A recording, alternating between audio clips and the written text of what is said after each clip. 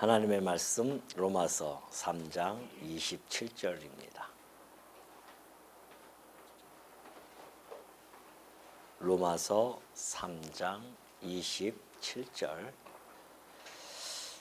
다 찾으신 줄로 알고 봉독해 드립니다.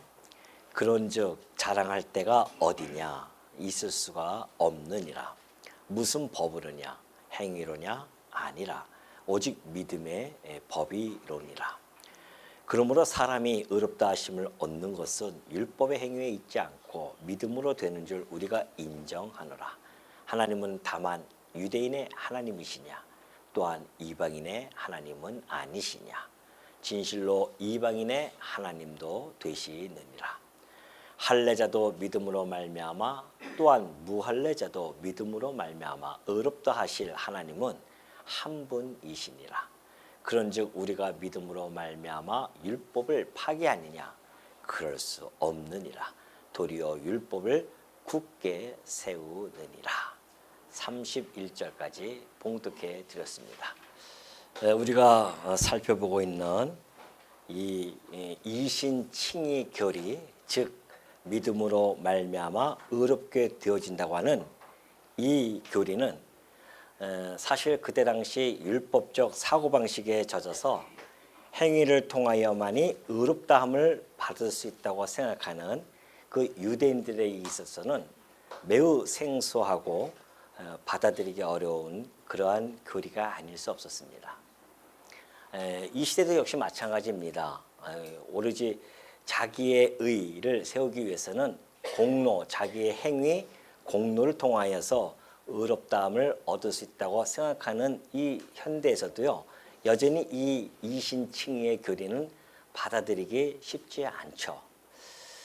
그래서 많은 사람들과 이렇게 이야기하다 보면은 예수님이 내 죄를 대신해서 죽으셨고 우리가 그걸 믿으면 의롭게 되어진다고 하는 이 말씀을 전하면요, 다들 콧웃음을 치는 그런 모습을 우리는 종종 겪게 됩니다.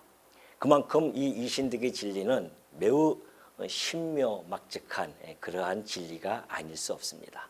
그렇기 때문에 바울은 이 로마서 3장 21절부터 26절까지를 통하여서 인간이 새로운 의를 획득할 수 있는 유일한 원리는 바로 이 이신득이다라는 사실을 소개해 준 바가 있죠. 그리고 오늘 우리가 살펴보는 27절부터 31절까지 보면요, 이 앞에서 설명했던 이신득이에 대한 원리를 세 가지 핵심 사항을 들어서요, 간략하게 요약해서 다시 한번 쉽게 설명하는 것을 볼 수가 있습니다. 사실 이 바울은요, 과거 철저한 율법주의자였습니다. 예수님을 만나기 전이었었죠. 그리고 당대 최고의 율법학자라 할 수 있는 가말리엘 문화에서요, 수학한 그러한 바리새인이었습니다. 그는 율법에 소망이 있다고 늘 생각하며 살아왔었고요. 그러던 중 다메섹에서 예수 그리스도를 만납니다. 그 이후에 그는 율법에 대한 시각 자체가 180도로 바뀌게 됩니다. 사실은 그가 율법을 통하여 의롭게 되어진다고 했던 그 지식은 영적 무지 속에 갇혀 있었습니다. 그러다가 예수님을 만나는 순간에 그 영적 무지가 걸쳐졌고요, 그 어둠이 걸쳐졌습니다. 그리고 참 진리를 그는 볼 수 있고 찾게 되어집니다. 그래서 그는 이 놀라운 이신득이의 이 교리를 이 로마서를 통하여서 선포해 가고 있죠. 오늘 우리가 이 본문에서 오늘 살펴볼 27절부터 31절까지를 통하여서 이신칭의를 통하여 나타내고자 하는 핵심 사항이, 그러니까 이신칭의를 통하여 나타나는 핵심 사항을 좀 세 가지로 나눠서 살펴보고자 합니다.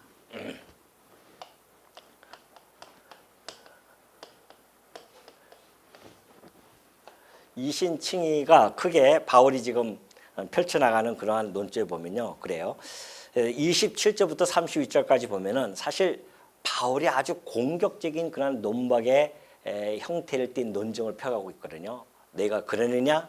아니라. 그러느냐? 물어보면서 그렇게 답을 해 가고 있기 때문에 참으로 오늘 이 본문은 바울이 그 율법에 대한 그리고 과거에 자기가 율법에 묶여서 살았던 그런 것들, 그리고 여전히 그때 당시에 유대인들의 그 반박들, 이런 것들을 생각하면서 이 본문을 다시 한번 요약해서 설명해 가고 있는 중입니다.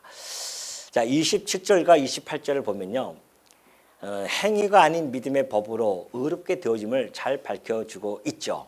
그래서 그런즉 자랑할 데가 어디냐, 있을 수가 없느니라. 무슨 법으로냐, 행위로냐, 아니라는 겁니다. 오직 믿음의 법이다, 그런 거죠. 자, 첫 번째는 믿음의 법입니다. 바울은 그동안 믿음 이렇게 잘 사용하다가 갑자기 여기서 믿음의 법이라고 하는 새로운 용어를 사용합니다. 왜 그러냐면은 이 믿음의 법이라고 하는 그 용어 자체는요, 하나의 원리라고 할 수 있습니다. 그러니까 시스템이라고 볼 수 있는 거예요.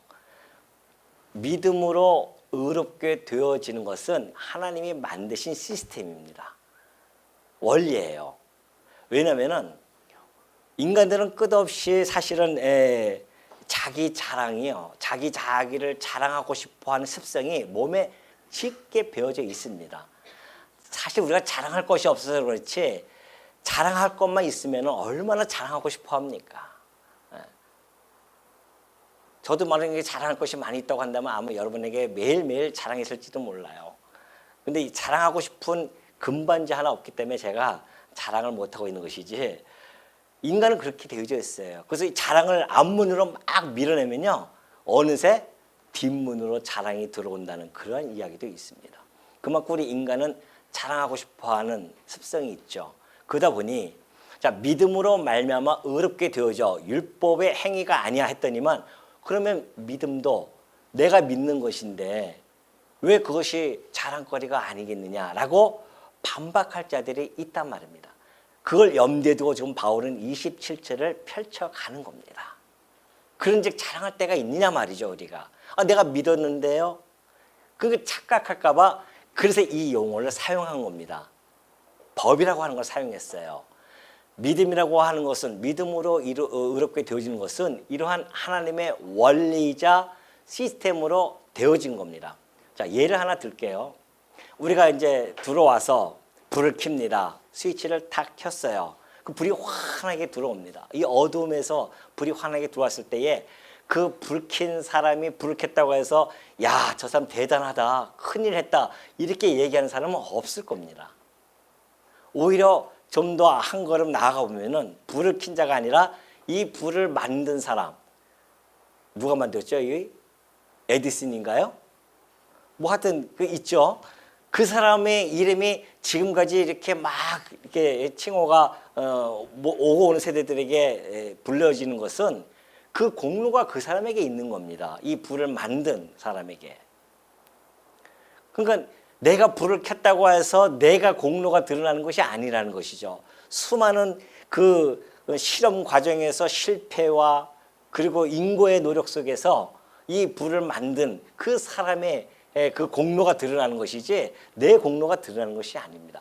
그거와 마찬가지예요. 우리가 믿었다고 해서 내가 믿었으니까 이제 내가 내 행위로 말미암아 믿었으니 내 자랑할 것이 있다, 천만의 말씀이라는 겁니다. 믿음으로 의롭게 되어지는 그 시스템을 만드신 하나님, 그 하나님의 위대함이 드러나야 되는 것이지 내가 믿었다고 해서 그것이 드러나는 것은 아니다라는 것을 강조하기 위해서 바울은 지금 법이라는 용어를 도입해서 사용한 겁니다. 믿음의 법이다, 믿음의 원리다, 믿음으로 구원을 얻는 시스템이 이미 갖춰졌다.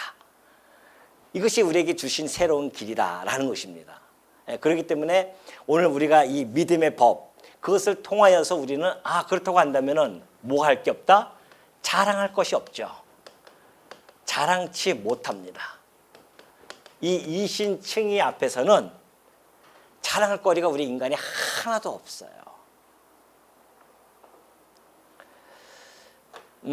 고린도후서 3장 5절에 보면은 이렇게 되어져 있습니다. 바울이 우리가 무슨 일이든지 우리에게서 난 것 같이 스스로 만족할 것이 아니니 그래요. 우리의 만족은 오직 하나님으로부터 나느니라 그래요. 우리가 어떤 일을 했어요. 이것도 똑같은 이야기입니다. 내가 믿었어요. 그래서 우리에게 난 것 같이 스스로 만족하면 안 됩니다. 왜? 우리의 만족은 오직 하나님으로부터 나는 거예요. 내가 어떤 일을 행했다? 그 일은 곧 내 안에 계신 하나님으로부터 나타났다는 것이죠. 믿음도 역시 마찬가지입니다. 믿음이라고 하는 것은 우리 안에서 역사하시는 우리 하나님의 행위예요. 믿음이라고 하는 것은 내가 믿는다고 해서 내가 하는 것이 아니라 하나님의 행하시는 일입니다. 믿음도 역시. 그것이 이제 에베소서 2장 8절에 너무나 잘 설명해 주고 있죠. 너희는 그 은혜에 의하여 믿음으로 말미암아 구원을 받았으니 그래요. 자, 믿음도 하나님의 은혜로 주신 거예요. 은혜에 의해서 믿어요. 그래서 우리는 구원을 받습니다. 이것은 너희에게서 난 것이 아니요 하나님의 선물이에요. 믿는 것조차도 하나님의 선물입니다.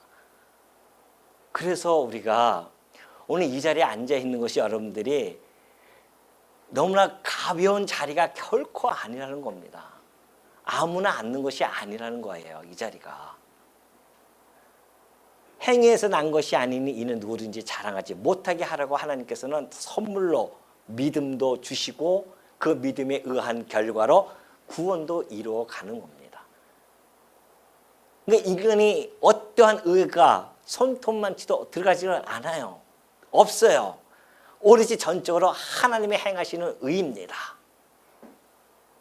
그래서 우리가 이 땅에 살아가면서 하나님만을 의지하고 하나님만을 찬양하는 이유가 바로 여기에 있습니다.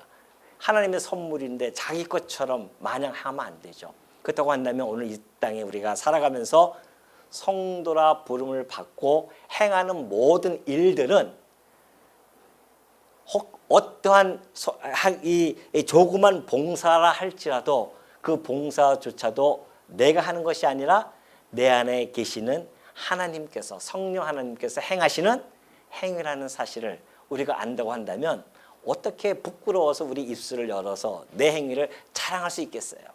내가 그동안 이만큼 했는데 얼마나 이것이 얼마나 부끄러운 일입니까? 내가 이렇게 했는데 이것은 교회 안에서는 도저히 성립할 수 없는 그런 행위입니다. 세상에서야 마음껏 자랑이 가능하죠. 내가 했다고 하는 그 자랑거리가 많이 있지만은 오늘 이 시대에는 우리는 결코 자랑거리가 없다. 이렇게 말씀을 드렸음에도 불구하고 나는 그도 꼭 자랑하고 싶습니다. 라고 하는 분들이 있어요. 안 된다고 하는데도 꼭 나는 자랑하고 싶다. 성도임에도 불구하고 자랑하고 싶은 것이 있다. 좋습니다. 그러면 딱 두 가지만 자랑하십시오. 벗어나면 안 됩니다. 딱 두 가지를 자랑하십시오. 첫 번째는 갈라디아서 6장 14절에 있는 말씀입니다. 그러나 내게는 우리 주 예수 그리스도의 십자가 외에 결코 자랑할 것이 없으니 그래요.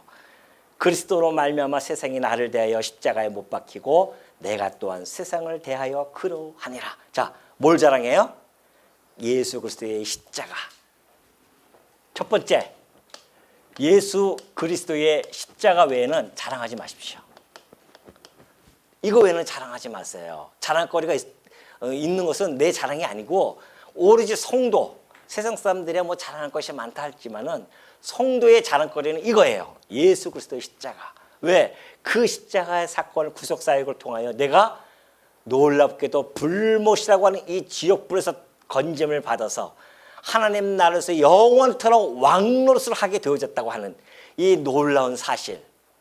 그거 외에 자랑할 것이 없어요. 그 나의 자리를 이 지옥의 자리에서 천국의 자리로 옮겨주신 그리스도 외에는 자랑할 것이 이 땅에 아무것도 없습니다. 성도 자랑거리는. 맞습니다. 나는 그 그리스도의 십자가만 자랑할 것입니다. 그래도 나도 좀 자랑할 건 없을까요? 있어요. 또 하나. 고린도후서 11장 30절입니다. 내가 부득불, 바울이 하는 얘기예요. 내가 부득불 자랑할진데 자랑할 거면 뭘 자랑해요?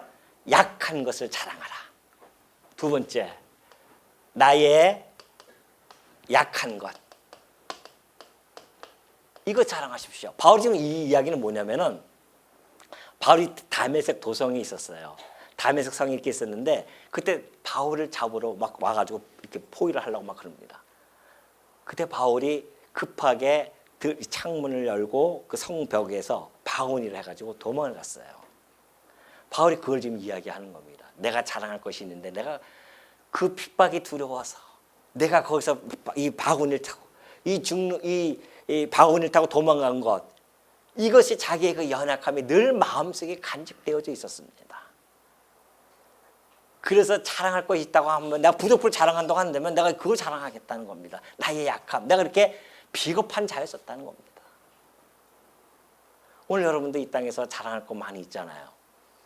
약한 것이 우리가 얼마나 많이 있습니까? 자랑할 거 없어요?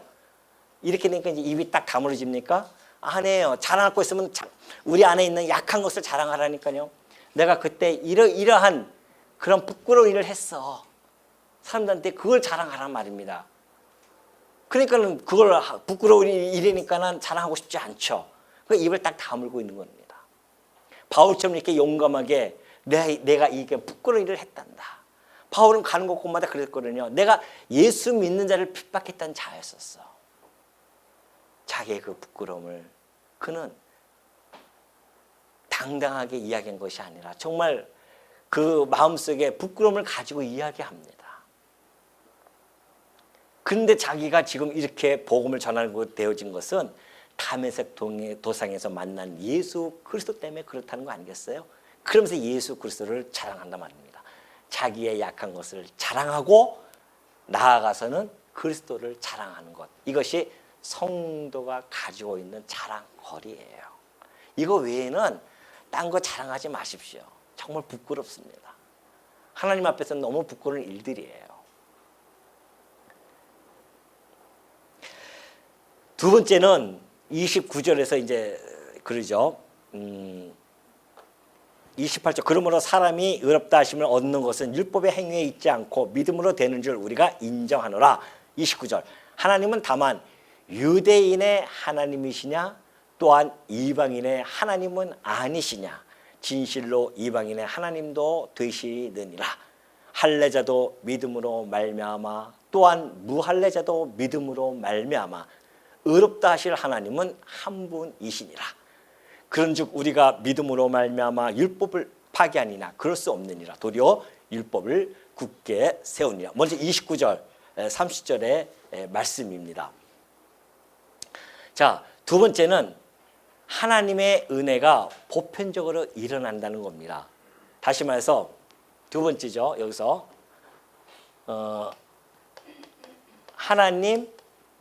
하나님의 보편적 은혜. 보편적 은혜. 하나님께서 은혜를 베푸시는데 보편적으로 다 베푸십니다. 다시 말해서 차별이 없다는 겁니다. 차별 없어요. 하나님의 이 은혜는 차별이 없어요. 남성이기 때문에 더 많이 은혜를 베푸시고 여성이기 때문에 덜 베푸시고 여성이기 때문에 더 많이 베푸시고 남성이기 때문에 덜 베푸시는 분이 아니십니다. 신분의 차별 상관이 없습니다. 뭐 노예이기 때문에 그 은혜가 미치지 못하고 주인이기 때문에 은혜가 미치는 것이 결코 아닙니다. 차별성이 없어요. 뭐 권력이 많다고 해서 또는 권력이 없다고 해서 그렇게 차별되어져서 은혜가 끼치는 것이 아닙니다. 유대인이기 때문에 그리고 이방인이기 때문에 차별이 있지 않다는 거예요. 할례를 받은 자나 할례를 받지 아니하는 자나 다 차별 없이 뭘로? 믿음의 법으로 의롭게 되어진다는 사실입니다. 이것이 하나님의 크신 자비함이 아니겠어요? 차별 없어요. 원래 이 유대인들에게도요, 하나님께서는 이미 이방인들도 믿음으로 의롭게 되어질 것을 끊임없이 그들에게 가르쳐 준 바가 있죠. 이것이 이제 이사야서 42장 6절에도 잘 나타나 있습니다. 구약 성경에 곳곳에 배어져 있습니다. 나 여호와가 의로 너를 불렀은즉 내가 네 손을 잡아 너를 보호하며 너를 세워 백성의 언약과 이방의 빛이 되게 하리니. 하나님께서 예수 그리스도 당신의 아들을 통하여서 하나님의 의를 끼쳐나갈 것인데 이것이 바로 이방의 빛으로서 그렇게 나타남으로 이방인들에게까지 다 빛으로 빛이 비춰질 것에 대한 그런 예언의 말씀을 해준 바가 있습니다. 그래서 그가 오시면은 눈먼 자들의 눈을 밝히며 갇힌 자를 감옥에서 이끌어내며 흑암에 앉은 자를 감방에서 나오게 하리라. 이것이 유대인뿐만이 아니라 이방인들도 이 죄와 사망의 사슬에서 그들을 속박해서 해방시켜 주겠다고 하시는 하나님의 예언의 말씀이 이사야 선지자의 입술을 통하여 선포가 되어진 겁니다. 그러니까 예수님이 오셔서 그러잖아요. 회당에 가셔서 이 말씀을 이사야 42장 7절을 쫙 펴놓고 읽으십니다. 눈먼 자들에게 눈을 밝히며 갇힌 자를 감옥에서 이끌어내며 이 말씀을 하시고 나서 뭐라고 하십니까? 이것이 오늘날 이루어졌느니라. 바로 예수님이 오셔서 하실 일, 이방인에게도 이 놀라운 이 자비가 펼쳐질 것을 이미 말씀해 주었죠. 또 한편 하나 더 찾아볼게요. 말라기서 1장 11절 보면요. 만군의 여호와가 이르노라 해 뜨는 곳에서부터 해 지는 곳까지의 이방 민족 중에서 그래요. 내 이름이 크게 될 것이라. 각처에서 내 이름을 위하여 분향하며 깨끗한 제물을 드리리니 이는 내 이름이 이방 민족 중에서 크게 될 것임이니라. 이미 예수님이 오시기 한 400여 년 전 말라기 선지자를 통하여서 하나님께서 이렇게 예언해 줬어요. 정말 400년 후에 예수님이 이 땅에 이방의 빛으로 오셔서 오늘 이 이방 모든 곳곳에 정말 이 예언의 말씀대로 하나님의 그 여호와 이름이 크게 불려지고 있지 않냐 말이죠. 예수님이라는 그 이름도 여호와의 이름이란 말입니다. 구원자 여호와라는 뜻을 가지고 있으니까. 그러니 하나님께서 이 이신칭의의 이 믿음의 법의 원리는 이 시스템은 유대인뿐만이 아니라 이방인에게도 다 함께 해주심으로 말미암아 당신의 그 공의로움을 보여주시는 거죠.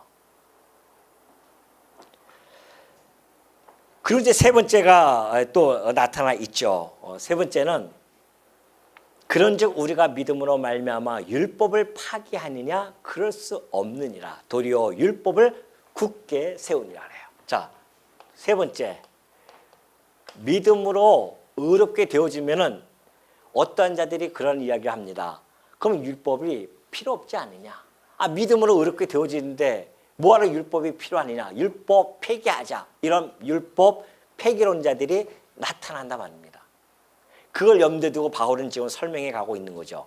율법이 폐기되어지는 것이 아니라 오히려 율법을 어떻게 해요? 굳게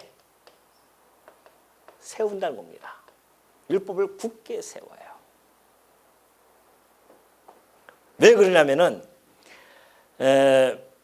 율법은 사실 지난번에 말씀드렸지만 율법이라고 하는 것은 그리스도 안에서만 그 정신과 목적이 밝히 드러납니다. 유대인들이 왜 예수 그리스도를 갖다가 배척했습니까? 그리고 이 바울까지도 왜 다 사도까지도 다 배척했냐면은 그들이 율법의 이 근본 의미를 모르기 때문에 그랬었습니다. 그들은 하나님이 자기네가 이 율법을 통하여 의롭게 되어진다는 그 사실만 바라봤기 때문에 그 근본적인 본질을 꿰뚫고 있지는 못했습니다.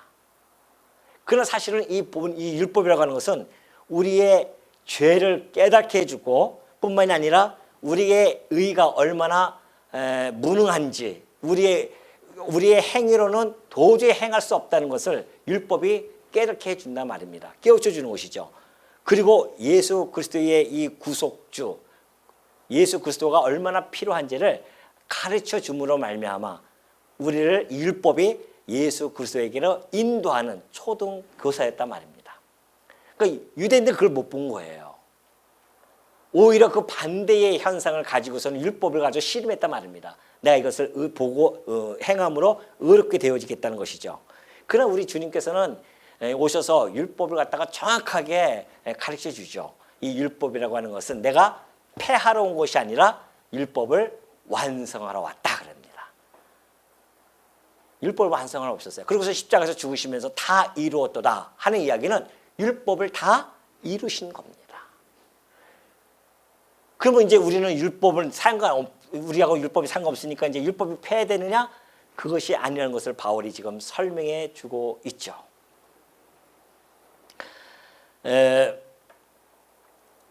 예레미야 31장 31절 보면요. 과거에 이제 하나님께서 예레미야 선지자를 들어서 율법으로는 의롭게 되어질 수 없기 때문에 믿음의 법에 대해서 이제 설명을 해준 겁니다. 예언을 해줬어요. 그 시스템을 이미 예레미야 선지자를 통하여 전파해 준 겁니다. 여호와의 말씀이니라 보라 날이 이르리니 때가 내가 이스라엘 집과 유다 집에 새 언약을 맺으리라 해요. 새 언약을. 그러나 그날 후에 내가 이스라엘 집과 맺을 언약은 이러하니 곧 내가 나의 법을 그들의 속에 두며 그들의 마음에 기록하여 나는 그들의 하나님이 되고 그들은 내 백성이 될 것이라 여호와의 말씀이니라 그렇게 합니다. 자, 새 언약을 맺는다고 했어요. 요즘 어떤 이단에서는 이 새 언약 가지고 얼마나 지금 펼쳐나갈지 모릅니다. 새 언약 하면서. 그래, 이 구약 시대 때에 이미 하나님께서는 새 언약을 맺었어요. 그러니까 율법 위에 다른 언약을 맺으신 겁니다. 율법으로 의롭게 되어질 수 있는 그 율법을 주셨지만은 그들이 못 지키는 걸 알고 있기 때문에 새 언약을 다시 맺어줘요. 이것이 이제 뭐냐면은 나의 법을 그들의 속에 두며 그들의 마음에 기록할 것이라는 겁니다. 신비에 새긴다는 거예요. 율법은 돌비에 새겼지만은 이 새 언약은 곧 하나님께서 우리들의 마음에 기록을 한다는 겁니다. 그래서 그들의 하나님이 되고 그들 내 백성이 될 것이라는 겁니다. 그럼 우리 신비에 아무리 해부를 해보십시오. 거기에 뭐가 적혀 있는지 안 적혀 있어요.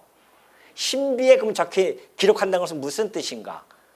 이것이 바로 하나님께서 당신의 아들을 이 땅에 보내주셔서 십자가에서 죽이셔요. 그래서 그 십자가에서 우리가 아직 죄인 되어졌을 때 십자가에서 그를 죽이심으로 뭐예요? 당신의 사랑을 확증시켜 줍니다. 그래서 그 2000년 전에 오셨던 예수님의 십자가 사건은 우리의 신비에 새겨진 거예요. 그래서 내가 너를 이렇게 사랑해 라고 우리 주님이 우리 마음속에 기록을 해 준 겁니다. 이것이 사랑의 법이에요. 자, 율법 뭡니까? 율법이라고 하는 것은 율법의 대강령, 예수님이 오셔서 하신 말씀입니다. 율법 613조항이 있지만 그 모든 것들은 딱 대강령이 두 가지로 나눠집니다. 하나는 하나님 사랑이에요. 하나님 사랑하라. 하나님 사랑하기 때문에 형상을 만들고 우상 만들지 말라. 이런 모든 것들이 하나님을 사랑하라는 겁니다. 또 하나는 이웃 사랑이에요. 하나님께서 율법을 주신 그 대강령은 하나님 사랑과 이웃 사랑입니다. 이것을 지킬 자는 이 세상에 아무도 없었어요. 오로지 예수 그리스도 외에는 없었습니다. 예수님이 오셔서 이것을 완성시켜 나갑니다. 그리고 그 사랑의 법을, 이게 사랑의 법 아닙니까? 이것이 곧 새 계명입니다. 예수님이 주신 새 계명. 이 새 계명은 새롭게 뚝 떨어진 것이 아니라 이 율법이에요, 사실은. 옛 계명이란 말입니다. 옛 계명. 이 계명을 예수님이 완성을 해 주신 겁니다. 성취해 줬다는 이야기예요. 그리고 우리들에게 새 계명을 주셨는데 내가 너희를 어떻게 사랑한 것처럼 그러잖아요. 내가 직접 보여주지 아니하였느냐. 너희들이 이것을 도저히 할 수 없기 때문에 내가 너희들에게 보여줬다는 겁니다. 하나님의 사랑을 십자가에서 보여줬어요. 아니, 만물의 찢기와 같은 우리들을 위해서 그 신이 뭐가 그렇게 아쉬워서 육신의 몸을 입고 이 땅에 오셔서 십자가에서 내 대신 죽으시냐 말이죠. 그것이 나를 사랑한다고 하는 그 사랑의 증표이자 표현이라는 말입니다. 그것이. 그걸 통해서 우리 신비에다가 새겨놓은 거예요. 내가 너를 이렇게 사랑해. 그걸 우리는 믿고 구원에 이르고 하나님의 자녀가 되어지고 그 불못에서 건짐을 받고 하나님의 백성으로서 왕같은 제사장으로 왕노릇하면서 영원토록 하나님을 찬송할 수 있도록 해주신 것, 이것이 우리 가슴속에 깊이 박혀있단 말입니다. 그리고 여러분 이 자리에 앉아있는 거 아니겠어요? 그 감동 때문에, 감격 때문에 놀러 가고 싶은 거 다 참고 이 자리에 오신 거 아니냐 말이죠. 그것이 바로 이 사랑의 법입니다.